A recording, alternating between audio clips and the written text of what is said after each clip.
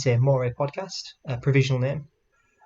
My name's Jacob Robinson, and our guest today is Simon Lidwell, who is a artist, blacksmith, and sometimes a Viking. Um, Good afternoon, Stephen. How are you? Simon, how are you doing? I'm fine, thank you. Yeah, all is good. Very good. Yeah. So, when did you first come to Christ? So I grew up in a Christian family, so I was aware of Jesus the whole time I was growing up. And so it was a process of that becoming something that I believed more than just as being part of a family. So by first year at school, I made a conscious decision to, instead of when I was asked if I was Christian, kind of going sort of, to being, yeah, definitely, I follow Jesus. Oh yeah, and I was at a scripture union camp where I, I, yeah, I made that kind of milestone, I suppose. Um, I'm vaguely aware of Scripture Union from my time working in Scotland, but it's not a very. I wasn't aware of it till I moved up there. So, what is Scripture Union? Just for those of us who aren't very familiar with it. Um, Well, it's international. It's a long-running evangelical organisation. It involved inter-schools camps, and one of its main aims was or is to uh, how would it describe it? Yeah, to make scripture available to young people in particular, in a way that they can understand and explore. Um, I, and in a time when the traditional church in general was maybe a little slow in accepting young people and new ideas, they were forerunners in doing that. Yeah, um, they have a symbol of a lamp, and a logo at one time was "Your word is a lamp unto my feet," and they ran lots of camps, summer camps that my mum was a cook at. oh, superb. And so, was your family in the Episcopal Anglican tradition, or um, was it more culturally Christian? Uh, so my dad worshipped at the Episcopal Cathedral in Glasgow, and my mum St Silas. Uh, so the history of the Episcopal Church is fascinating, and I'm a historian, so I can Mm-hmm. get digress really quite quickly. But they were both active Christians, and uh, my dad, my dad's mum was involved in the student Christian movement, uh, which is another international one, but mostly focusing around universities. Still going, still active as an organisation. So yeah, there was an active interest in religion and Christianity specifically, and I had a broad range of experiences of the sort of high Anglo-Catholic Anglicanism and the low evangelical. We can do this on a beach with a guitar kind of Mm-hmm. style of it, which is an excellent introduction to lots of things. Yes. So, how would you describe yourself as a Christian now? As a Accepting that Christian, labels aren't perfect, but well, no, well, it's good. I follow Christ, and I'm happy to say that. mm-hmm. Um, yeah, one way maybe to describe it is Jesus is like my battle captain, and uh, um, it's more that I believe through Christianity rather than that I believe in specific doctrines. Of course, saying that means that I accept specific doctrines, Mm-hmm. like and understandings of the nature of Jesus and things like that. But it's more, I suppose, Christianity is a way through which I sense and experience the world, um, rather than a moral code that I've adopted, or if that makes sense. Mystic Christian would be another way it gets described. But mostly I Yeah. follow Jesus and work it out as I go along. So, assumedly, you're all on board with the divinity of Christ, but maybe not the things built, um, the different things built around his life that may have been kept, that may be extra biblical to say, Um, without getting too specific. without getting too specific, yes, divinity of Christ, totally. And for me, at least, it doesn't make Christianity doesn't make any sense unless Jesus is God. Hmm. Um, As I, um, as C.S. Lewis said, there's only three possibilities for Christ. He was a prophet, he was a madman, or he was God. Considering he said he was God, that removes the prophet as a lesser kind of yeah, that removes anything lesser than either a madman or God from consideration. So yeah. So yeah. but so what is now to say it quartz and what is it not? Yeah, that was a good question. Mm.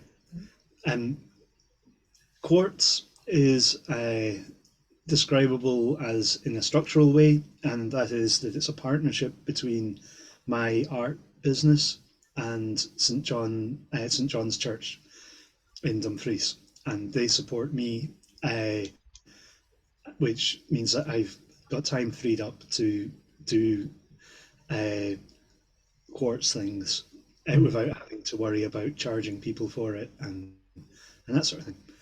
That's the structural part. Uh, what quartz is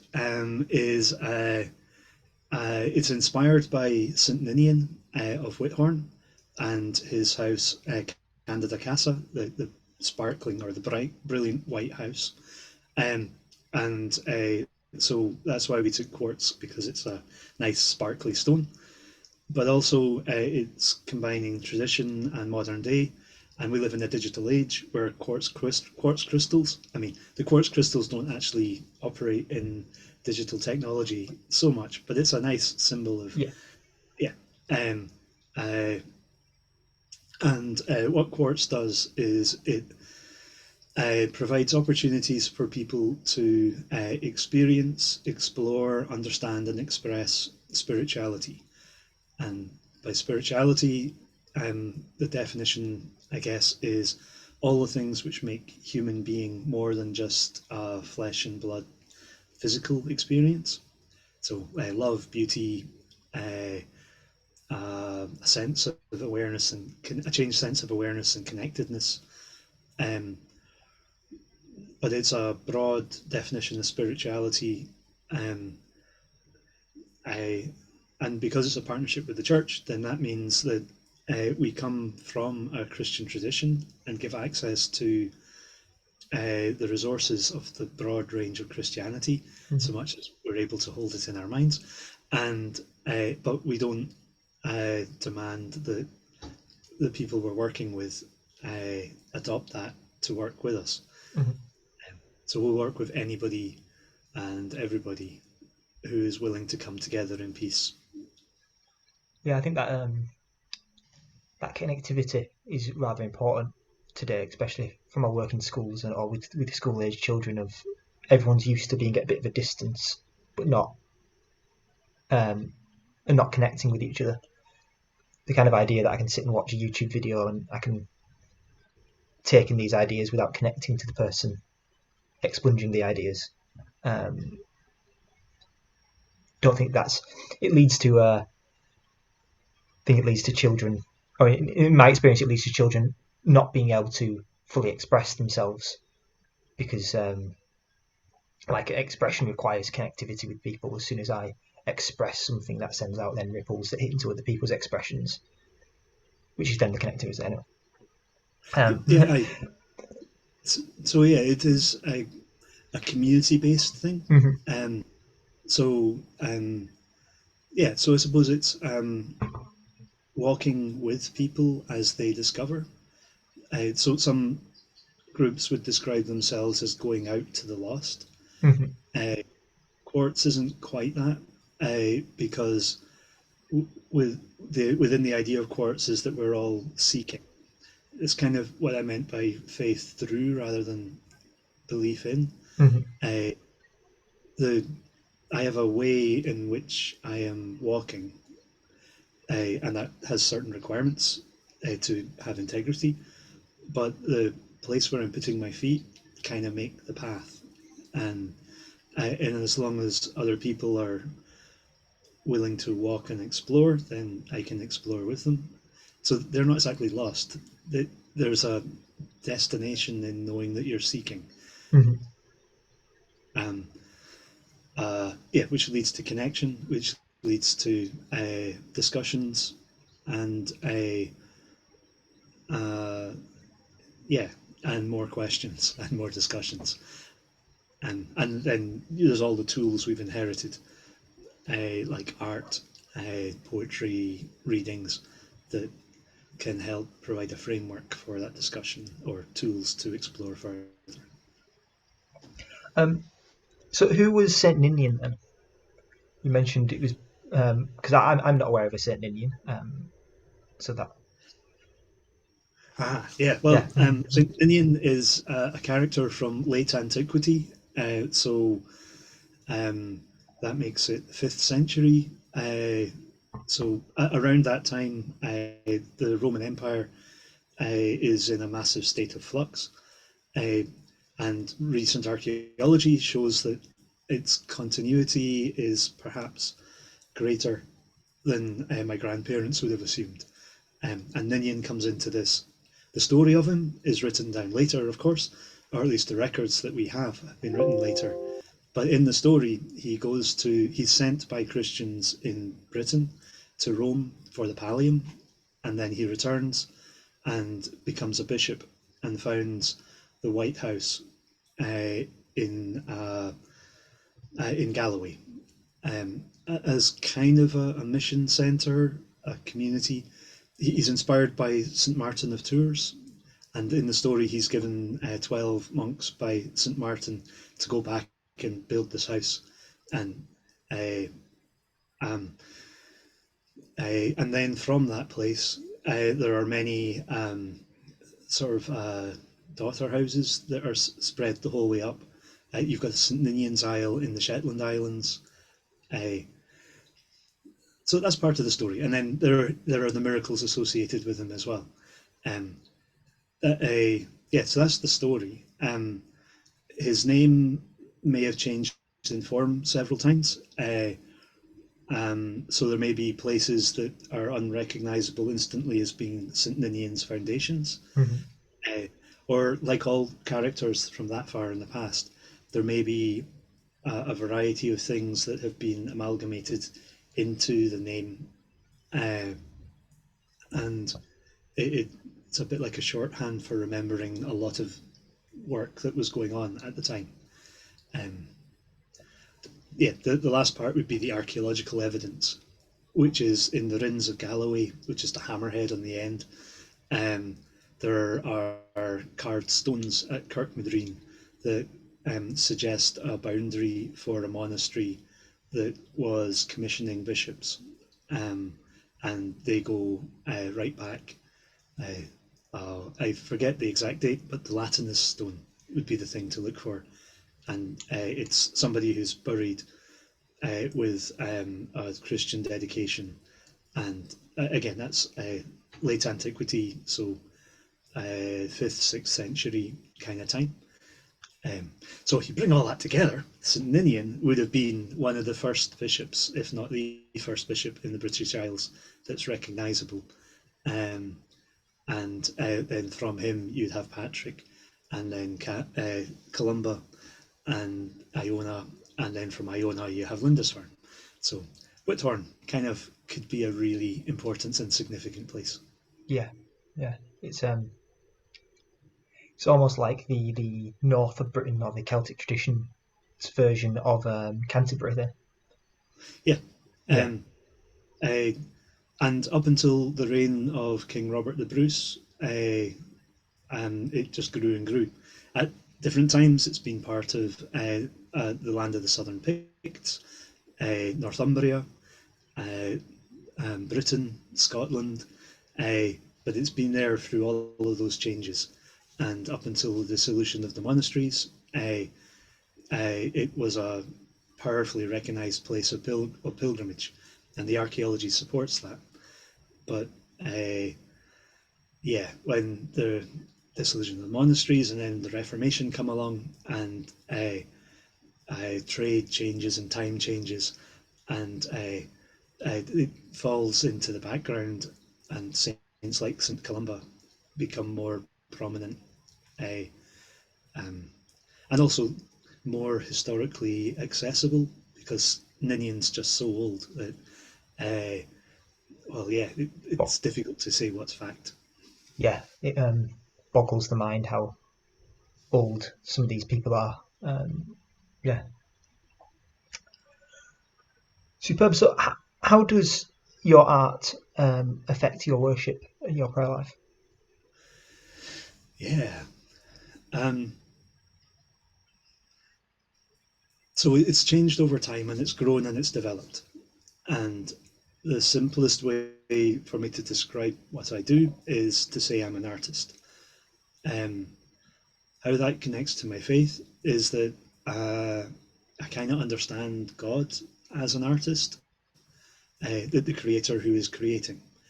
Um, so there are passages about you are the potter and I'm the pot kind of type stuff.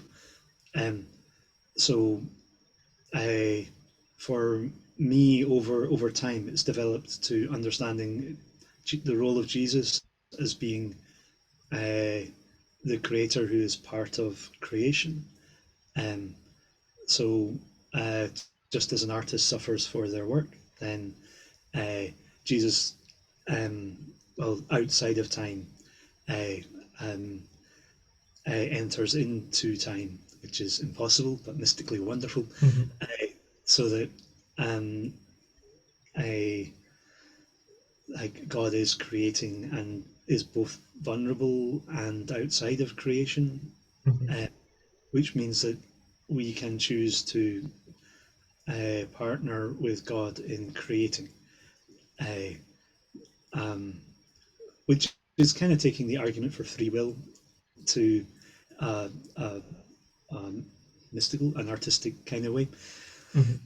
So it's like my art is an exploration through which I learn who I am and work out who I'm going to be, and uh, I do that in relationship with God. Um, so uh, while I'm expressing what I'm discovering about life, I'm also uh, learning about what life is. Um, yeah, that's a kind of mystical answer, I guess. Um, but um, I can explain the picture behind me if you like, because it's an example. Yes, yeah, that'd be nice. That'd be good. So, uh, behind me is a work of art that I draws influences from the Iron Age bronze mirrors, where you've got beautiful swirly patterns on the back of them and a polished side on the other side. So it struck me looking at those designs and looking at rivers. You get patterns of still water, where you can see reflections, and you get the turbulence of the river running down and currents and ripples and all of that. Uh, so mirrors are things you can look into and you can see yourself.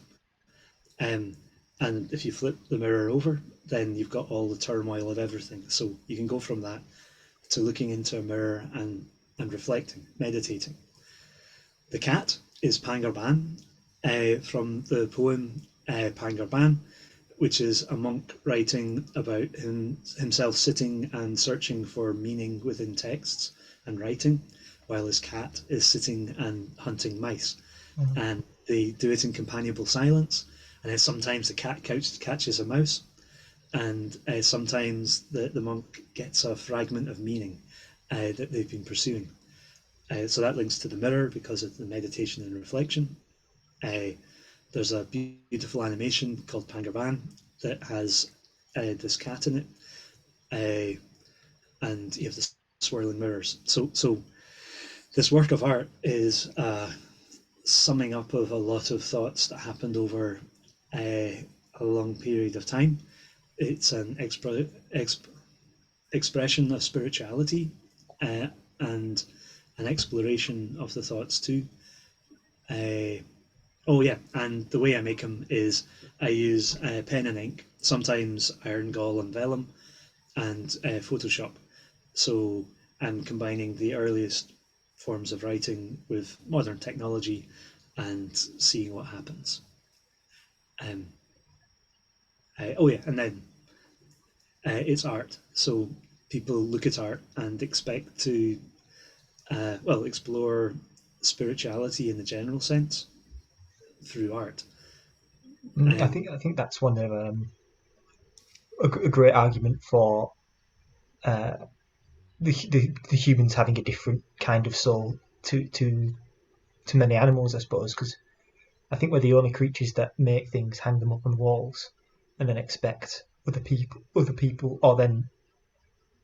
then come along and very much find meaning without context in what might be arbitrary pieces of work hung up on a wall in front of you. But not only that, we then invest hundreds of pounds in preserving them and ensuring that other people can come and draw completely separate conclusions than the conclusions I've just drawn from from yeah, from art. Um, yeah. yeah. There's a gift that Mm. humans have to be able to imagine things, and some would maybe accuse religious people of uh, taking that gift and inventing stuff or making things up. But my response would be that imagination is a tool which we have to discover reality, um, uh, and to discover realities of human being to a deep level, more than just being aware of things outside the circle of firelight that might eat us. Um, it's being aware of truths like a right angle. Um, like all creatures build things. Well, yeah, uh, yeah, animals will build their own homes, but humans will, or have got good at taking or they've discovered geometry, um, which is a form of truth, of a physical truth. Mm. But then you can take that further, and it becomes an idea of how some things are true rather than wonky. Uh, but you can't ever really touch a right angle. No. It's, or I suppose like Pythagoras, you can't. Um, okay, there's never going to be a point where you've got a triangle and you know two of the sides. Well, you've got a physical triangle and you know two of the sides, but you don't know the third. But if you imagine you're inside of a triangle and you've got the wind pushing you one way and the current pushing you another way, you can suddenly you can imagine your triangle and understand the truth of I'm going to reach Yeah, there in this amount of time. Probably a bad explanation. but well, But yeah. Pythagoras is a really good example. Well, in the we remember him as being geometry and maths and that part, Mhm. but uh, we less or fewer people remember the mystical religious Pythagoras. Yeah. Um, and if you ever tried to draw a five-pointed star with just a set of dividers and a straight edge, then the five, like one is easy, it's a straight line or a point. Two, then you get the straight line. Three, you get the triangle. Four, you can calculate the angles quite easily with circles. But five is an irrational number, and it uh, and to get divide a circle into 5 points involves several steps that um, you kind of need imagination to go beyond the normal or the obvious way of doing things. But once you do that, uh, then you've kind of broken through a wall of abstract thinking, Mm. um, that then leads to, well, digital technology, eventually, and where Yeah. we are today. Yeah. I do think with while we're thinking about the Pythagoras and his ancient Greek contemporaries, I do think we could do with breaking the walls down between a couple of the disciplines. So back then, you weren't a mathematician; you were a philosopher. You philosophised in everything from a play, politics, through to religion or science or what we'd consider the high kind of intellectual pursuits. Um, I think it'd be good for the world to break down those barriers and have NASA employing philosophers or mathematicians who also happen to be philosophers and and answer some of those big questions. Yeah, Remove the foolish. It's a stereotype, but the foolish engineer or foolish scientist who makes the killer robots without thinking of the ethical implications of such a thing. yeah. I, and I hear that in advanced mathematics, uh, there's a move more towards faith as the complexity of the mathematics reveal the wonder of things. Um, And they solved, I think might be misattributing this to him, but I think Michio Kaku said that the only way to solve Schrodinger's cat problem is to add in an observer, and because it's got to be one of the other. All of our human observations say you can't be both dead and alive. It's got to be one or the other. Um, so the universe must observe things. Now that's not a scientific answer, but it's a philosophical answer, which then fixes the problem. yeah, well, with our reliance on technology, um, a reduced form of knowledge to just that which can be verifiable by scientific method works very well. And we're sitting on top of the globe, um, enjoying coffee Yeah, uh, as a result of that. But um, uh, yeah, it is a more specific, rarefied definition of knowledge that came from things like scholastic Aristotelianism. I can never sounds about right. pronounce that right. Yeah, and a combining of abstract thought with a practical application that happened uh, when East met West and the knowledge of the Greek world met the knowledge of the Latin Roman world. And then, yeah, people started to, well, the Renaissance was a time when all of the disciplines were blended into each other. And through that, we've come out with the reduced form of human being and technocracy and a material based form of understanding of existence. Mm. But perhaps now is time to expand that more and explore other ways of being. The quantum physics kind of go beyond Newtonian mechanics and show that that's a specific way you can understand things. If we can have a broader understanding and the technology, then what good could we do in the world when you have to be into ethics as well as technology? Yeah, and I don't think, just to make clear, neither of us are suggesting that the sciences and the technologies are bad things, and we shouldn't have those pure materialistic way of looking at things, because clearly the scientific method's fantastic, and it's what we should hold. We should still hold ourselves to it, but yeah, maybe letting the spiritual and the ethical come back into these. I think it's might be Canada. They get their engineers to swear like an engineer version of the Hippocratic Oath when Uh, they receive like I think it's like a steel ring or something to swear to be ethical in their decisions. Um, yeah, oh, I hadn't heard that, but it sounds good. yeah, My initial further education was at Glasgow University and Glasgow School of Art in product design engineering, which I did for a year, which was combining art and science engineering. Uh, but after a year of that, I changed to doing philosophy and theology, and partly because I could have done a lot of good through um, through engineering, um, and people do a lot of good through engineering. It's all the things which make life possible. I mean, you can even give blind people sight through neuro. Yeah, it's amazing. Like Yeah. we are living in my childhood science fiction land. Yeah. Um, but for me, I kind of needed to know more, uh, Mm. which meant learning how to ask more questions because knowledge is not really possible.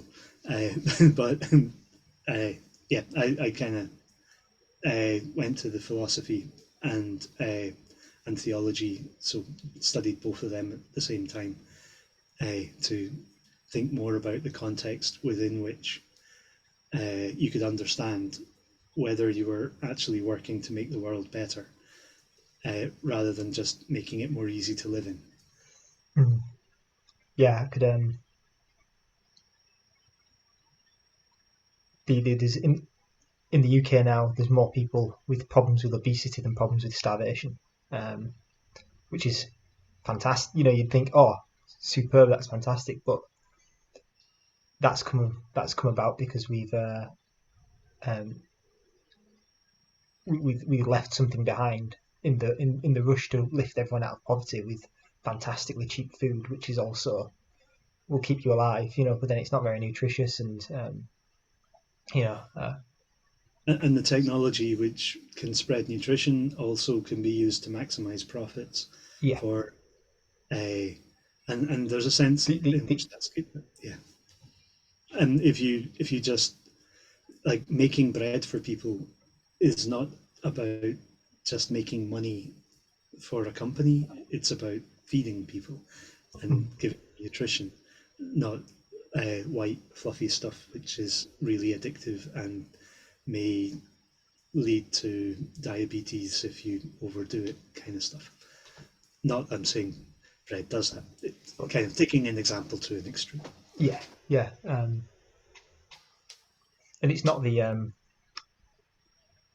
the making money or the maximizing your own profits, which is the immoral part of it. It's the just to take your bread for example. I'm going to add an extra 4 teaspoons of sugar into this bread. The recipe I can make it perfectly good with just a sprinkle, but I'm going to add in that, and I know it's the detriment of your health for me to do that.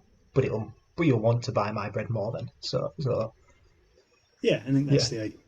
Yeah. yeah. Um, so Wordsmith crafts, floating monastery, and Vikings? Question mark. Because they're all easy things in one question. So I'll start with Vikings because that's simple. I I I met a guy at university who said that he fought in battles that had thousands and thousands of people fighting in them. And I was young and I remembered playing with sticks in my back garden and I thought this was cool. He was part of the Society for Creative Anachronism in Canada and we were in St Andrews. Uh, and we took that conversation and we made a society for eating, drinking, and dressing up in medieval clothes, telling stories, where we brought the best parts of the Middle Ages, broadly speaking, to life as students and ran feasts where we'd have 13 courses of food, all the mead you could drink for a tenner, um, which was pretty good when, Yeah, when you were a student. But it was a way of my love of history and art and creativity to come together in community building. And this is, of course, me looking back in hindsight. Mostly it was just really good fun. And we had a really good group of people together and we did awesome stuff. Uh, um, After a while, I moved to Southampton. I gave all that up because it all got on top of me. Moved to Southampton with my wife and I was standing in a shop and we started talking about chainmail or something. And there was another guy there who said he was starting or part of a Viking group that was starting in Bournemouth. And was I interested? So I was interested, and then that group joined the Vikings and opened up a whole broader spectrum of reenactment and contacts and people to sit around the fire and drink mead with. So it's a hobby and also volunteering to do something that I think is good. So for fun, yeah, that's what Vikings is to me, at least. Yeah. Uh, Wordsmith Crafts is the trading name that I used as an artist, and it's now a community interest company. So uh, my wife is a school teacher now. She was a research scientist. She has had the kind of fixed career path, um, whereas I went from being an engineer to being a philosopher and a theologian. So I was either going to go into the church, I guess, or I was going to be working in McDonald's, asking like, "Why do you want chips with that?" Or I became an artist. So Wordsmith Crafts was the trading name because I was taking ideas and hammering them out, uh, and wordsmithing, shaping the ideas and making stuff physically as well. Um, and oh yeah, I had the Viking in the Basement as my first studio down the bottom of an art gallery in Southampton, where they'd open the trap door and like, stick a spear up and uh, like make shoes and things like that. So like yeah, like this picture behind me, the illumination type stuff, Mm-hmm. but also physical things through which you can explore the well, yeah, how to live comfortably 1,000 years ago. Um, uh, so that's Wordsmith Crafts, I guess. Um, and over time, it's developed, uh, and we founded or me and a friend have founded the Community Interest Company to try and take what we've learned over the time and make it possible to do more of it, and to pass on skills and knowledge, uh, and to give people a chance to experiment with heritage crafts, uh, historical interpretation, that sort of thing, and experiment with careers in it. Because there, over the years I've been doing all of this, groups like Historic Environment Scotland have realised just how effective having somebody who knows what they're doing in costume in one of the sites is at helping people access all the wealth of heritage there is in the place. And if I can set up a training centre, so people who do it as a hobby can think about how they can move to doing it professionally, or even better, people who've got no interest or no experience of heritage or this type of thing, they can come in, they can experiment, they can try it out for a bit, learn life skills, and maybe they'll go off. And sometimes they've gone off to be artists or storytellers as a result of coming through the workshop. Yeah. Why do you think having someone in person in costume, maybe in character, helps people more than argument would say, well, surely a display sign, which is cheaper and always there, with the same information on it, with some nice graphics, is just as good. It's a really good question and a vital one for cash-strapped organisations.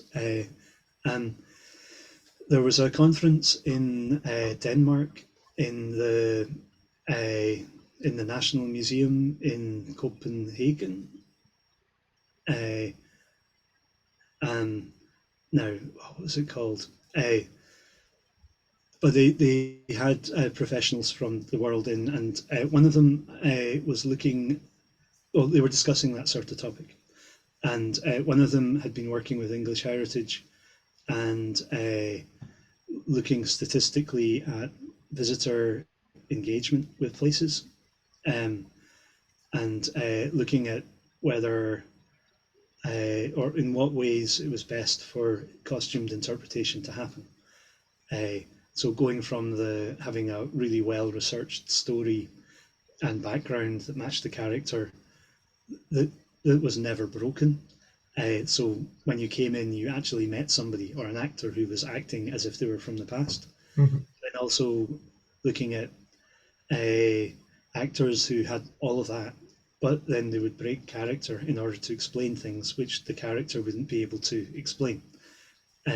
So studying the impact having the person there could have. And the other idea was that you could have people who were like display boards, but just ones that walked around. Uh, and uh, well, you have a display. I suppose it goes to the I hear, I forget. No, I see, I forget. I hear, I remember. I do, I understand. Mm-hmm. Is that the way around it works? Yeah. If you have a display board, it's there. It can be great. It can communicate knowledge through text to all those who can read really effectively, efficiently, and accurately. But if you have somebody there who's speaking it to you, then it makes that connection that you mentioned earlier and the engagement. And then if you've got somebody who can take the person into the realm of imagination and break the fourth wall, is it? Well, use that whole going into your imagination, creating suspension of disbelief, so you can explore yourself. Then you're kind of doing history Mm. while you're there. Um, and if you've got someone who's skilled enough to take you into that place and then out of that place back into your normal life, uh, where you can have another conversation and then go back into the story again, then uh, you're kind of doing history in your head, remodeling the collective unconscious, and then uh, seeing how that affects you in your day to day life, and then going back in again, uh, which is probably an answer. Yeah. So which one can you remember which one they concluded was best for observer engagement? Or In that specific example, yeah. it was having a solid, good research character and dropping in and out of it. Um, so if somebody asked about metallurgy of swords, uh, most smiths, even at the time of making swords, wouldn't know the metallurgical terms. But if the costumed interpreter is able to talk about it, then um, yeah, they can impart more knowledge to the Yeah. level at which the person wants, and then go back in. Or for instance, say reenactor at the Battle of Hastings. If you're reenacting a Saxon, you wouldn't be able to go into the details of William the Conqueror's court and the political forces sending him over to Britain, because you don't know. A soldier in the battlefield wouldn't even know the politics of his own court, really. Never mind that of a conqueror, depending where you are in the pecking order, I suppose. Yeah, But but yeah, to break character and go, oh, and this is what they're doing over there. But exactly, and it's more than just the costumed uh, uh, people being like a magnet that attracts people. mm-hmm. It's the imaginative involvement. So yeah, they're more than just fancy signposts, uh, and then people can go and learn the real history somewhere else. They kind of spark and communicate to that extra dimension of human being. um, Forest Church. Mm-hmm. You shared something about Forest Church on Facebook. I went, that looks really interesting, and then I only thought about it when I thought about questions to ask you. So what is it? Sure. So there are there's a wide range of things that are called Forest Church. So it's kind of like a movement. If anyone wants to find out more, mysticchrist.com has a handbook, Forest Church handbook on it. The thing which there are a few factors that make something Forest Church rather than just standing in a forest.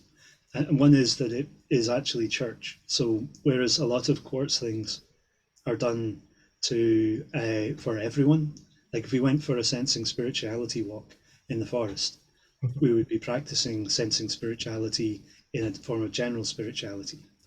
At Forest Church, we are definitely gathering as church uh, from the Christian tradition. And we invite everybody, whether they consider Jesus to be a close friend or just curious. But Mhm.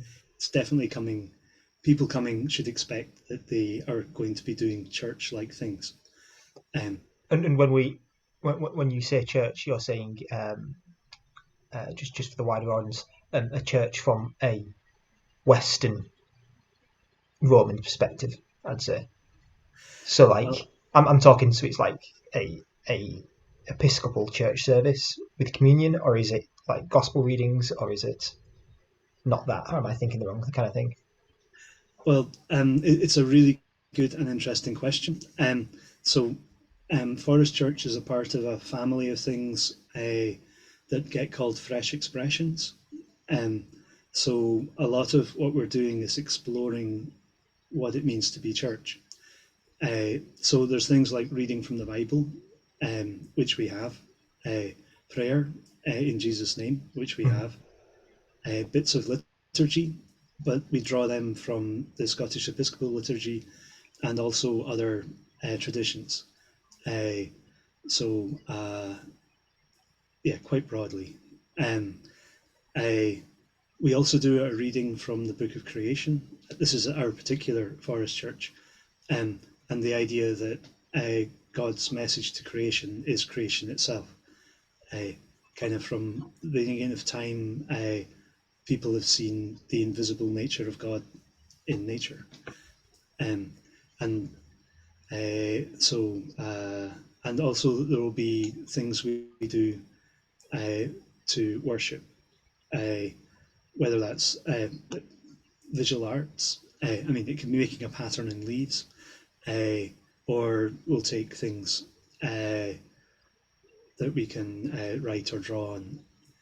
Um, so, so, um,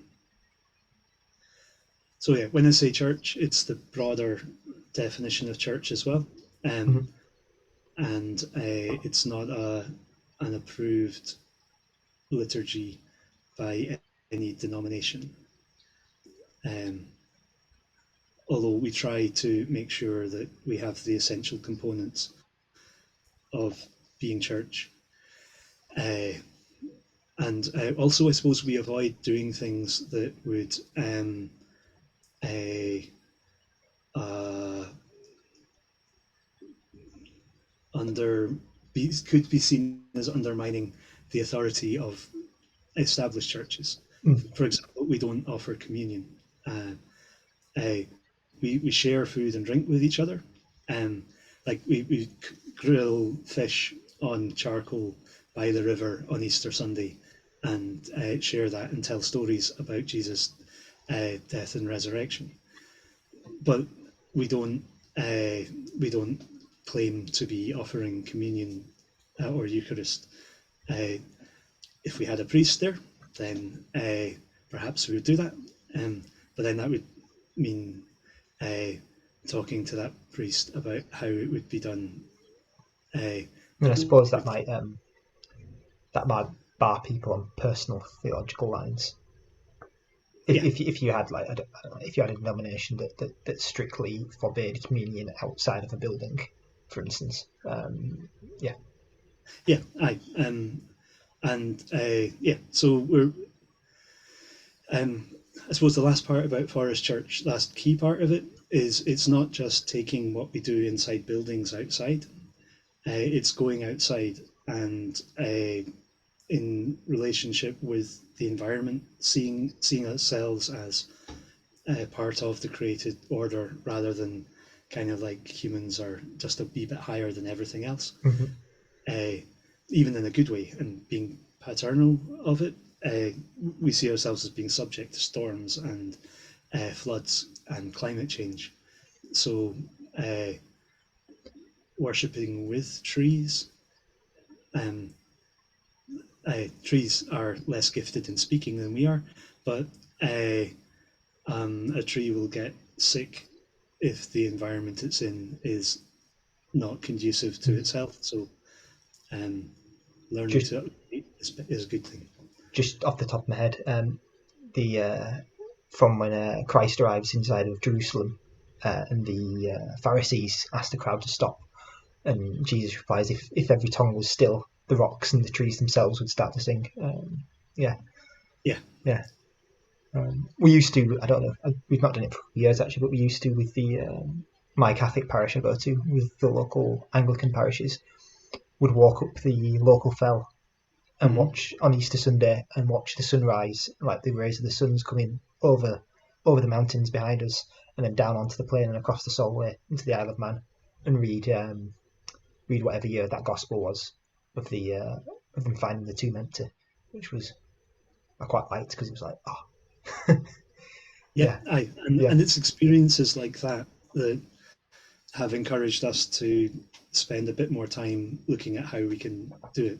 There's another phrase, I think it's John Muir, maybe. I would rather be in the hills thinking of God than in church thinking of being in the hills, yeah, uh, uh, or in the church building. Um, yeah. We need to make um, up a new word for church, I think, because we're constantly going little C church, big C church. yeah, Yeah. I think there was someone who got into a lot of trouble for calling all churches and church gatherings congregations. So, Mm. uh, but yeah, I personally see the whole of the church, big C, um, as being the body of Christ, Yeah. um, and all of our gatherings, whether big or small, as being the parts of the body, and uh, some are just more complicated parts than others. Mm. Um, I view people as the cells, and the cells are together inside the organs, and then the organs together inside the church. But that doesn't make the cells any less parts of the body. and Yeah, bad analogy, we're probably. all community, yeah. Yeah. There are so many models, but yeah, Mm. see, art. It's a great way of exploring faith. Yes.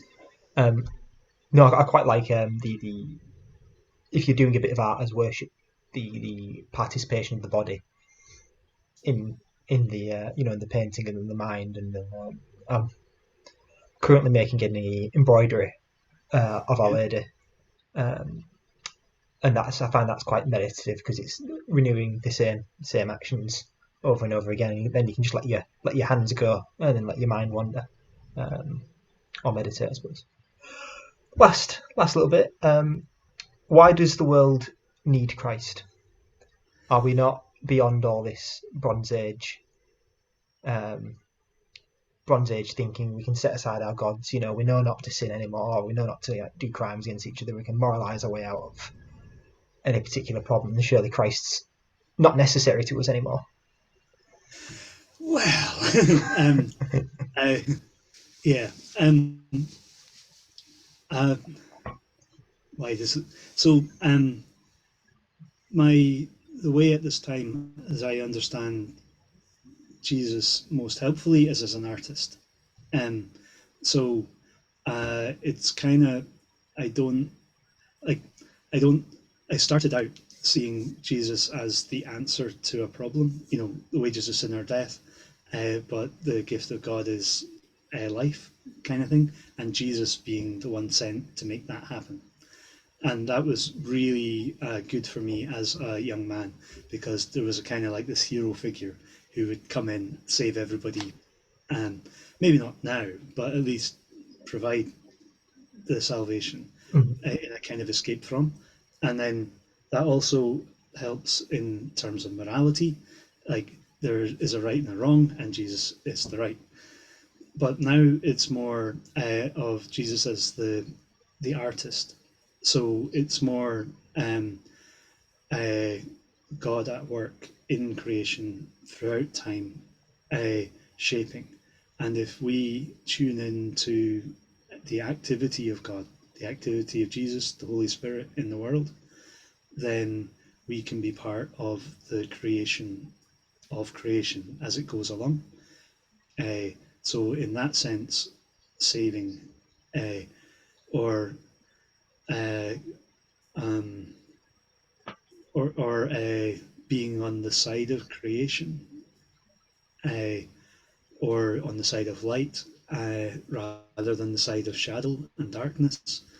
Um, and uh, that form, that understanding of Jesus is integral to existence and a way of being rather than something that's important for when you die and only when you die. Mhm. Um,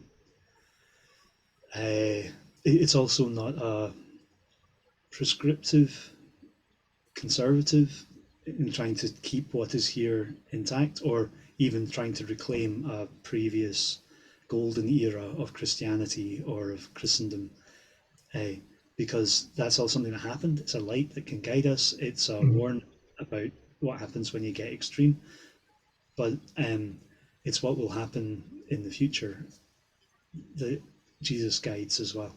Within my own tradition, there's very much a pining for how things um, used to be in quotation marks.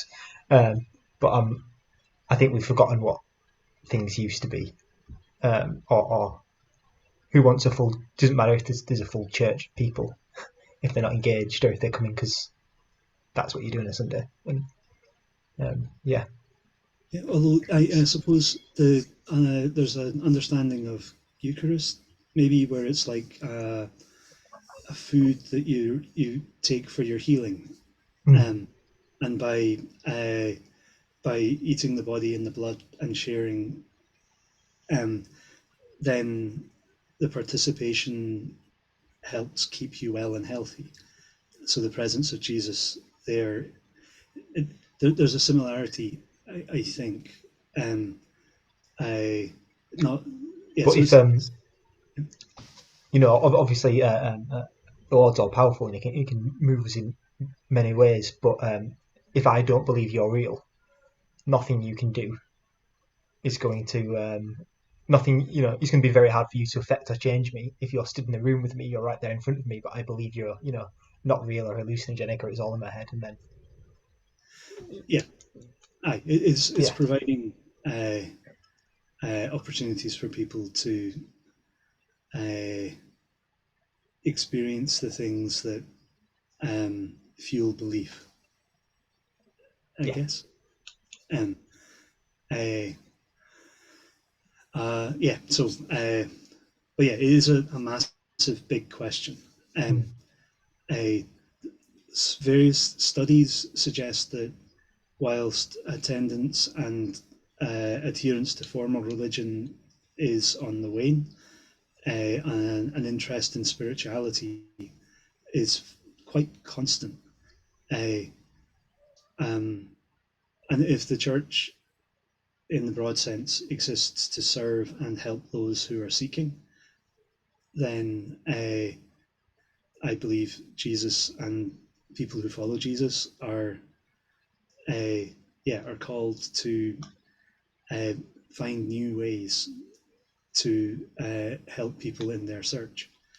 Hence why I'm involved in things like Forest Church. Um, I and yeah, so rather than attracting people back into something which, even if we enjoyed it when we were young, and there are fewer and fewer of us who have that attachment to the mm, particular way things are done, um, expecting other people to relate to God purely through the means that quite often our Victorian ancestors loved, it doesn't make sense to me. Not when there's so much out there to explore and to do, um, and to enjoy. mm. Um, and well, yeah, just read the Gospels and look at how Jesus related to the Pharisees and the Sadducees and all of the current teachers of the law when he was walking around. Mm-hmm. And then Uh, more importantly, how he reacts to, or equally the way he reacts to the lawmaker comes up to him in Matthew and asks him what the greatest commandments are. Uh, and then he says, and then I think the lawmaker partly answers it, and he goes, "You are close to the kingdom of." So everything doesn't need everything doesn't need to go if you enjoy your Victorian ways of doing things. Superb, they can stay. But um, he wasn't a fan of the was not a fan of the Pharisees at the same time. Yeah. when he's talking to the woman at the well, and she asks him, she says, "You Jews worship in the temple in Jerusalem. We worship on the mountaintops."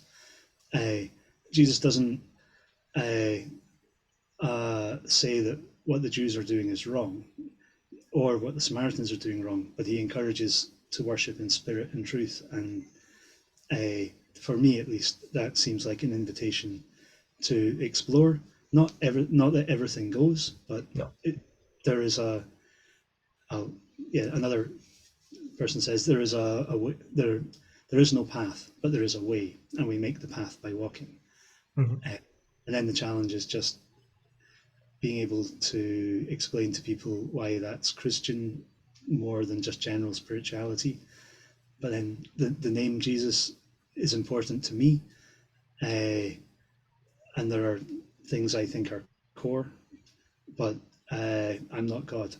So No. it's only God who will recognize who is truly following God. Superb. So I'll put links to mysticchrist.com down below, and Wordsmithcrafts and Quartz. I can pronounce it now. Excellent. Quartz. Thank you. Yeah. So thank you very much for coming on. Superb. Thank I you. didn't think about how to end this. Got loads how to start. Didn't think how to end. So suppose I'll say bye then. See you later. All the best. All the best with your podcast.